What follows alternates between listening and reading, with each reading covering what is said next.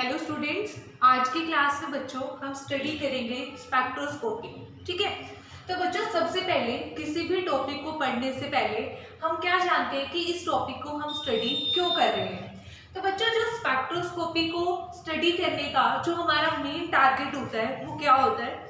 जैसे कि बच्चों हमें पता है कि केमिस्ट्री में जितने भी हमारे पास न्यू कंपाउंड की सिंथेसिस हो जाती है, ठीक है, अगर अब हमारे पास किसी भी न्यू कंपाउंड की सिंथेसिस हो गई तो हमारा नेक्स्ट टारगेट क्या होता है बच्चों। हमारा नेक्स्ट टारगेट होता है उसका स्ट्रक्चर फाइंड आउट करना कि उस कंपाउंड का स्ट्रक्चर क्या है। ओके, एंड सेकेंड थिंग कि उसकी अब देखो कोई भी स्ट्रक्चर होगा अगर किसी कंपाउंड का, तो उसमें क्या होगा बच्चों कि उसकी कोई ना कोई पर्टिकुलर एक बॉन्ड लेंथ होगी।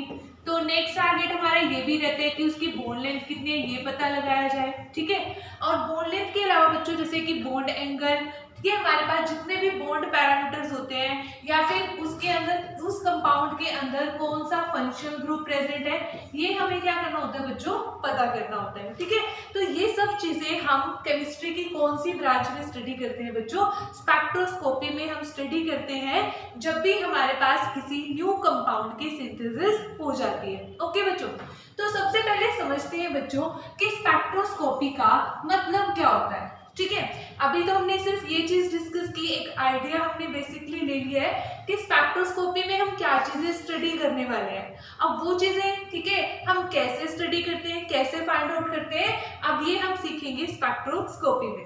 तो सबसे पहले बच्चों स्पेक्ट्रोस्कोपी क्या है। Spectroscopy it is the interaction of electromagnetic radiation. Okay, तो ये बच्चों EM क्या है, electromagnetic radiation with matter. Okay, interaction of electromagnetic radiation with matter. Okay, तो अब देखो बच्चों इसमें हमारे पास जो मेन चीज है वो क्या है कि इलेक्ट्रोमैग्नेटिक रेडिएशन विद मैटर। अब इस चीज को हम स्टडी करते हैं कि यहाँ पर मतलब क्या है, interaction of electromagnetic radiation with matter का। ओके, अगर बच्चों हम मैटर की बात करें, जैसे कि हम 9th स्टैंडर्ड से, ठीक है, छोटी क्लासेस से हम स्टडी करते हुए आते हैं, मैटर क्या होता है बच्चों, matter is anything which occupies space and has मास। पर बच्चों हमारे पास, क्योंकि मैंने आपको ऑलरेडी अभी बताया कि जैसे कि स्पेक्ट्रोस्कोपी का मतलब हमारे पास यहाँ पर क्या है, स्पेक्ट्रोस्कोपी हम डिस्कस क्यों कर रहे हैं, क्यों स्टडी कर रहे हैं, बिकॉज हमें क्या करना है कि हमारे पास किसी भी कंपाउंड की डिस्कवरी हुई या सिंथेसिस हुई और हमें क्या करना है उसका फंक्शनल ग्रुप, उसका स्ट्रक्चर, उसकी बॉन्ड लेंथ को हमें फाइंड आउट करना है। तो बच्चों इस केस में हमारे पास मैटर हमारा क्या रहने वाला है, जो भी कंपाउंड हमारा सिंथेसिस हुआ है, ओके, जिस कंपाउंड की डिस्कवरी हुई है वो हमारा स्पेक्ट्रोस्कोपी के अंदर क्या रहने वाला है, मैटर। वैसे तो मैटर क्या है, जितने भी जैसे कि मार्कर है, ये बोर्ड है, ये सभी चीजें क्या है बच्चों, मैटर है। पर स्पेक्ट्रोस्कोपी के केस में हमारे पास मैटर क्या होगा, कंपाउंड होगा। ओके, उसके बाद आता है बच्चों इलेक्ट्रोमैग्नेटिक रेडिएशंस। ठीक है, इलेक्ट्रोमैग्नेटिक रेडिएशंस भी हमने, ठीक है, पहले प्रीवियस क्लासेस में 11th-12th स्टैंडर्ड से ही हम इसको स्टडी करने लग जाते हैं। तो इलेक्ट्रोमैग्नेटिक रेडिएशंस क्या होती है बच्चों, electromagnetic radiations are those radiations in which both electric and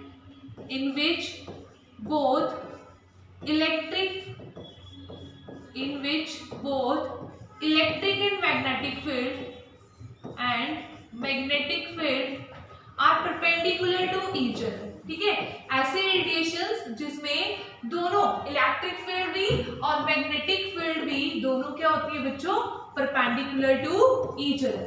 अब सिर्फ इतना ही नहीं होता कि वो एक दूसरे के परपेंडिकुलर होती है, but also they are perpendicular to the direction of propagation of wave. ठीक है, perpendicular to each other and also perpendicular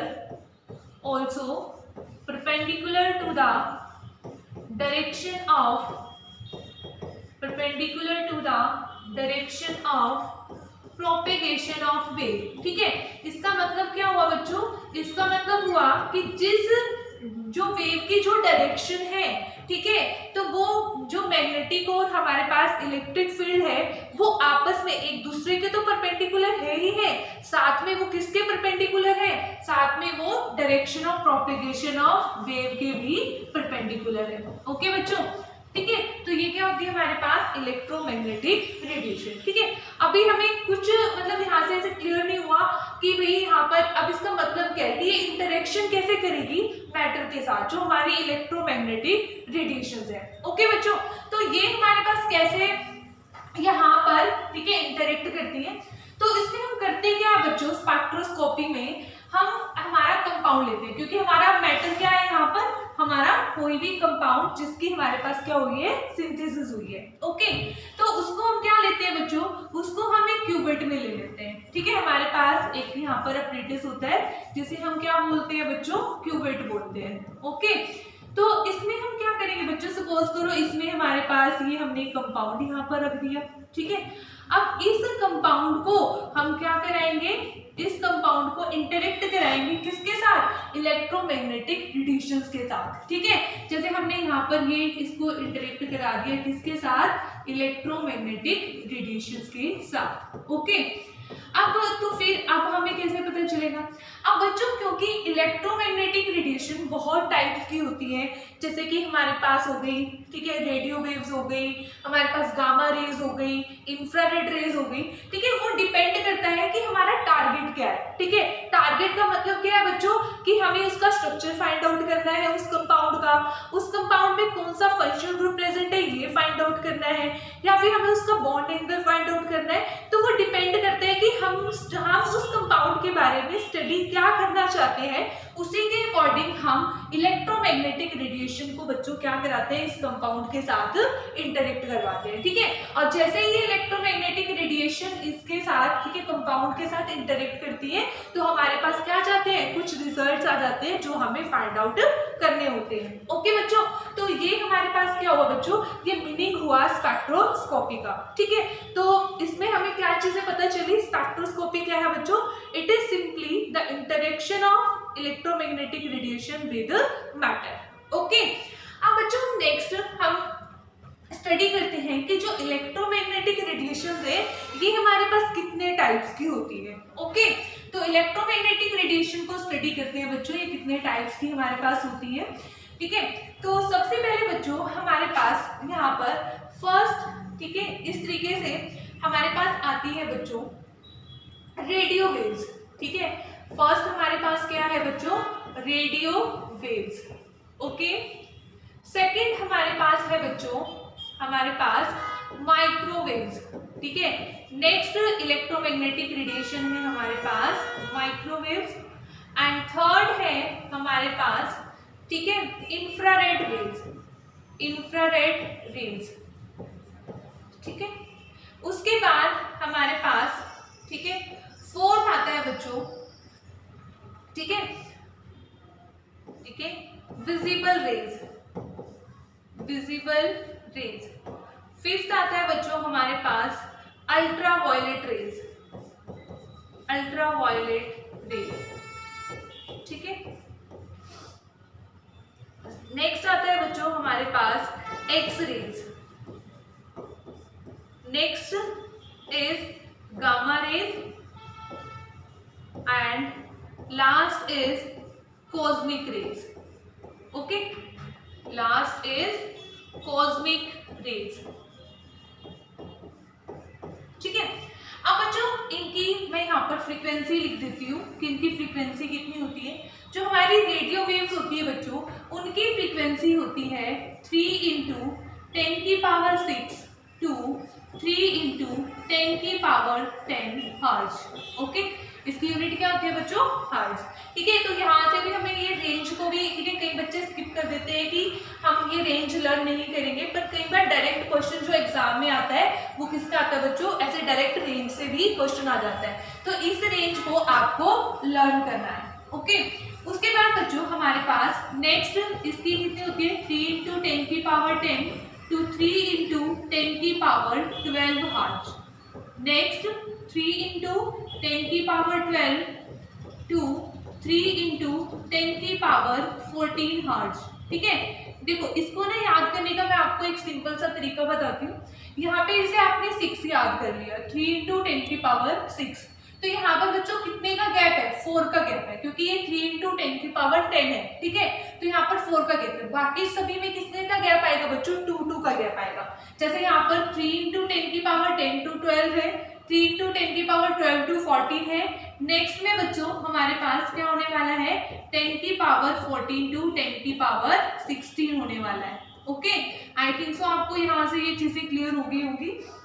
उसके बाद बच्चों जो हमारे पास, ठीक है, नेक्स्ट आता है 3 × 10⁻16 to 18, 3 × सॉरी 1 मिनट,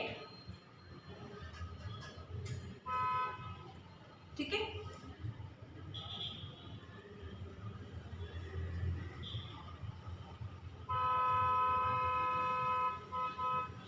ठीक है, तो यहाँ पर बच्चों ये इन दोनों की रेंज होती है 3 × 10⁻14 to 3 × 10⁻16, नेक्स्ट 3 × 10⁻16 to 3 × 10⁻18 हर्ट्ज।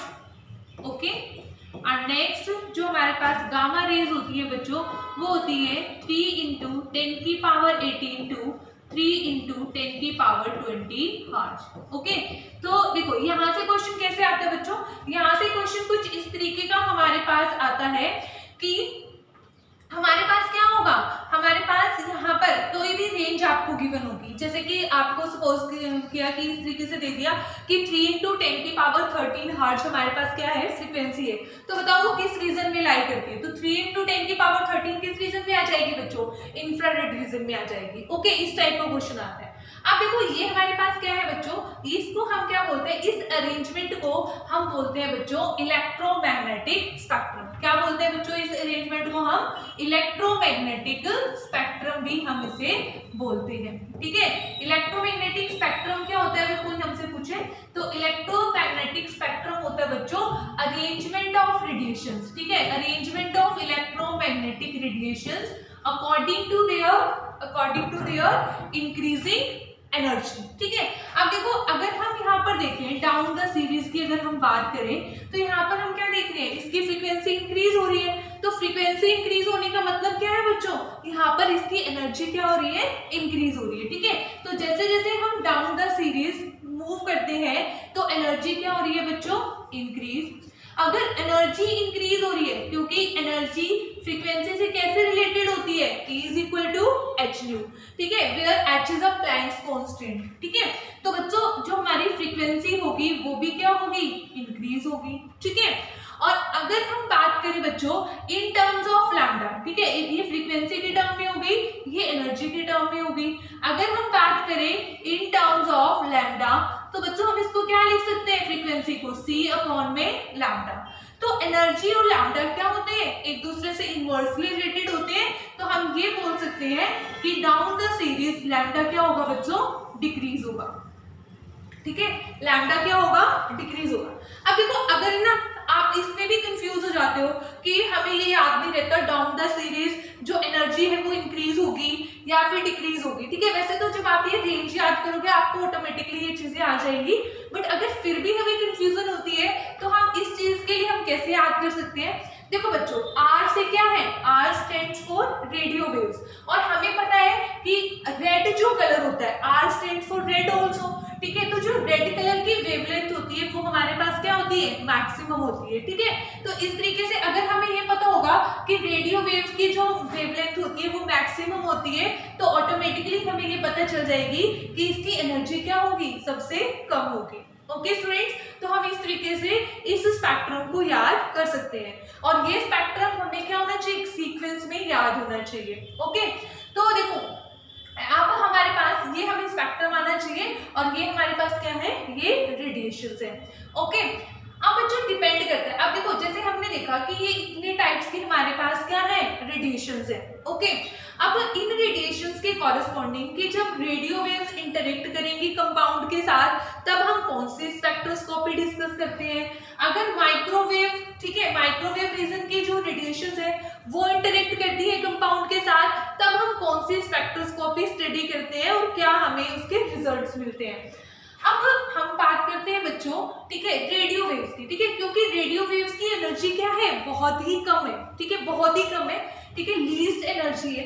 तो मतलब जो अगर हमारे पास अगर इसकी एनर्जी बहुत कम है तो हमारे पास जो कंपाउंड है उसमें क्या हो सकता है, जैसे बच्चों हमारे पास कोई भी इलेक्ट्रॉन होता है, ठीक है, तो वो सिर्फ क्या कर सकता है, इलेक्ट्रॉन की स्पिन को ही चेंज करवा सकता है। और इसके अंदर हम स्टडी करते हैं बच्चों, ठीक है, रेडियो वेव्स में हम स्टडी करते हैं एनएमआर को, ठीक है, और ईएसआर को, ईएसआर स्पेक्ट्रोस्कोपी, ठीक है। अब उसके बाद बच्चों माइक्रोवेव्स, अब माइक्रोवेव्स में क्या हो गई है, ठीक है, थोड़ी सी जो रेडिएशन की एनर्जी है थोड़ी सी क्या हो गई है, इंक्रीज हो गई है। तो अब वो रेडिएशन क्या कराएगी बच्चों, अब वो रेडिएशन हमारे पास, ठीक है, जो भी हमारे पास मॉलिक्यूल है उसमें जो इलेक्ट्रॉन्स है, ठीक है, जो भी मॉलिक्यूल है, अब उसके एटम को वो क्या करा पा रही है, रोटेट करवा पा रही है, ठीक है। रोटेशन का मतलब देखो इस तरीके से, ठीक है, इस तरीके से रोटेशन हो सकती है, ठीक है, इस तरीके से भी रोटेशन हो सकती है, मतलब किसी भी तरीके से जैसे हमारे पास रोटेशन पॉसिबल है वो इस तरीके से क्या हो सकता है बच्चों, रोटेशन हो सकता है। तो मतलब पहले फर्स्ट में जब एनर्जी बहुत कम थी सिर्फ इलेक्ट्रॉन की स्पिन चेंज हो रही थी, पर जैसे ही थोड़ी सी एनर्जी इंक्रीज हुई तो हमारे पास क्या हुआ कि मॉलिक्यूल ने रोटेट करना स्टार्ट कर दिया, और उसके अंदर हम स्टडी करते हैं बच्चों रोटेशनल स्पेक्ट्रोस्कोपी, ठीक है, क्या स्टडी करते हैं, रोटेशनल स्पेक्ट्रोस्कोपी, ओके।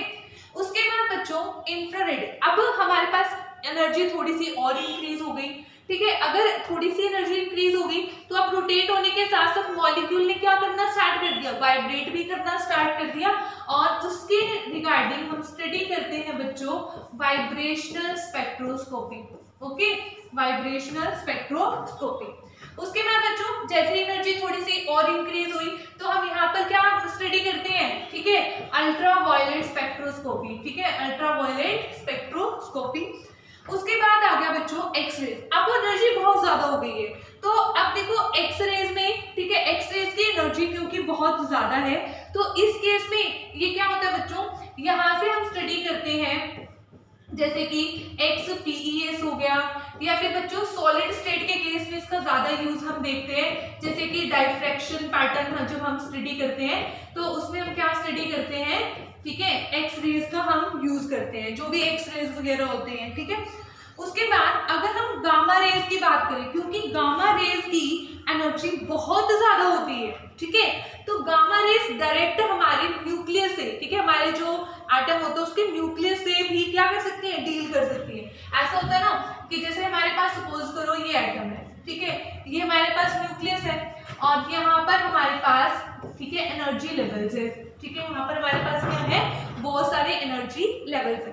तो एक्सरेज के केस में तो क्या होता है बच्चों, एक्सरेज जब आती है ना, ठीक है, तो वो सिर्फ इन लेवल्स तक ही, यहाँ तक ही पेनिट्रेट कर पाती है, ठीक है, क्योंकि इनकी एनर्जी इतनी होती है कि ये सिर्फ, ठीक है, ये न्यूक्लियस तक नहीं पहुंच पाती।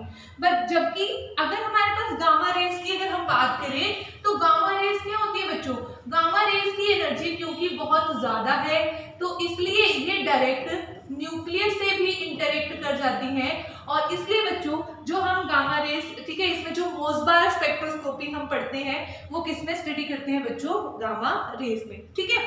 तो मतलब जो हमारा टारगेट होता है कि किसी भी कंपाउंड में हमें ये चीज फाइंड आउट करनी होती है, ठीक है, उसी के अकॉर्डिंग हम बच्चों क्या कराते हैं, इलेक्ट्रोमैग्नेटिक रेडिएशन को इंटरेक्ट करवाते हैं, किसके साथ, कंपाउंड के साथ, ठीक है। तो बच्चों ये हमारा एक बेसिक आइडिया था कि स्पेक्ट्रोस्कोपी में हम स्पेक्ट्रोस्कोपी स्टडी क्यों कर रहे हैं, हम स्पेक्ट्रोस्कोपी में इंटरेक्शन कैसे कराते हैं, ठीक है, और हमारे पास जो इलेक्ट्रोमैग्नेटिक रेडिएशंस होती है वो कितने टाइप्स की होती है, और उनके कॉरेस्पॉन्डिंग हम कौन कौन सी स्पेक्ट्रोस्कोपी को स्टडी करते हैं, ठीक है। अब बच्चों जो हमारे पास, ठीक है, स्पेक्ट्रोस्कोपी में अब नेक्स्ट क्वेश्चन ये आता है कि जो स्पेक्ट्रोस्कोपी से ना हमें इतनी सारी इंफॉर्मेशंस मिल रही हैं, ओके, ठीक है, तो ये इतनी सारी इंफॉर्मेशंस क्यों मिलती है, ठीक है, तो इसका एक सीधा सा रीजन है बच्चों, इसका रीजन है कि हमारे पास जो एनर्जी लेवल्स होती है वो क्वांटाइज होती है, ठीक है। तो इसका मतलब क्या है, क्वांटाइज का मतलब क्या है कि भाई वो कॉन्टिन्यूअस नहीं है, ठीक है, तो हम कहते हैं कि energy is quantized, energy is quantized, okay. Energy is quantized, ठीक है, जिसे हम क्वांटाइजेशन ऑफ एनर्जी भी बोलते हैं, ठीक है। तो इसका मतलब है कि हमारे पास जो एनर्जी लेवल्स है वो कॉन्टिन्यूअस नहीं है बच्चों, ठीक है। कॉन्टिन्यूअस का मतलब इस तरीके से होता है, ठीक है, इस तरीके से कि कॉन्टिन्यूअस, ठीक है। तो ये क्या है, एनर्जी लेवल्स कॉन्टिन्यूअस, ठीक है। अब और ठीक है, क्वांटाइज का मतलब क्या है, क्वांटाइज का मतलब है डिस्क्रीट एनर्जी लेवल, ठीक है। क्वांटाइज का मतलब क्या है बच्चों, डिस्क्रीट एनर्जी लेवल्स। तो ये हमारे पास क्या हुए, डिस्क्रीट एनर्जी लेवल्स, ठीक है। अब इसका मतलब क्या हुआ कि भाई अगर डिस्क्रीट एनर्जी लेवल्स है तो ये हमें ज्यादा इंफॉर्मेशन दे पा रहा है, ठीक है। और अगर हमारे पास एनर्जी लेवल्स क्या है, कॉन्टिन्यूअस है, वो हमें इतनी एनर्जी नहीं दे पा रहा, ठीक है। वो कैसे, वो चीज समझते हैं। अब बच्चों सपोज करो हमारे पास एक जो हमारे पास इलेक्ट्रॉन है, ठीक है, यहाँ पर फॉर एग्जाम्पल हमने ये मान लिया, ठीक है। अब इसने क्या किया, इसने एनर्जी क्या की, अब्सॉर्ब की, और ये सपोज किया, हमने बोल दिया कि ये ना थर्ड लेवल में यहाँ पर चला गया, इस लेवल में, ठीक है।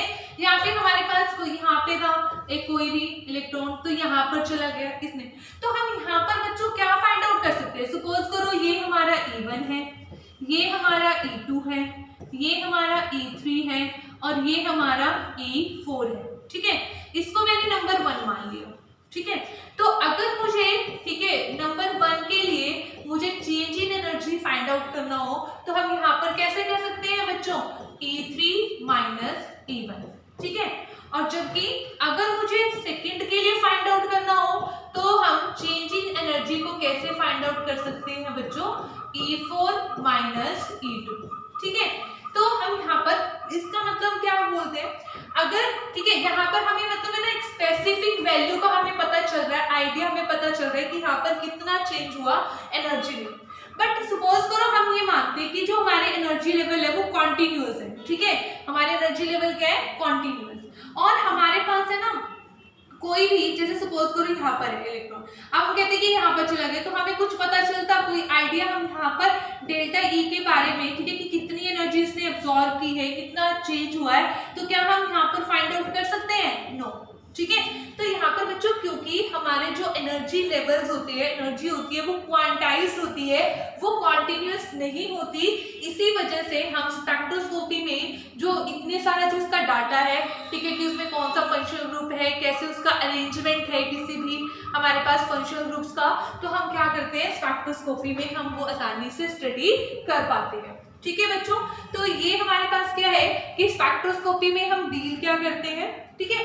अब बच्चों स्पेक्ट्रोस्कोपी हम ऑर्गेनिक में भी स्टडी करते हैं, फिजिकल केमिस्ट्री में भी स्टडी करते हैं, और इनऑर्गेनिक में भी स्टडी करते हैं, ठीक है। बट जो हम बात करने वाले हैं वो हम बात करेंगे किसकी, फिजिकल स्पेक्ट्रोस्कोपी की, ठीक है।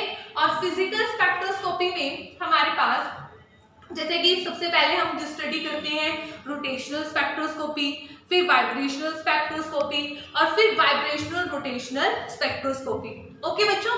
तो इसमें हम क्या स्टडी करेंगे बच्चों, ठीक है, तो ये वाले सारे जो टॉपिक्स हैं वो हम स्टडी करेंगे, ओके स्टूडेंट्स, ठीक है। तो ये बच्चों हमारे पास बेसिक इंट्रोडक्शन था स्पेक्ट्रोस्कोपी का। नेक्स्ट क्लास में बच्चों हम स्टडी करेंगे vibrational rotational spectroscopy, okay students, thank you.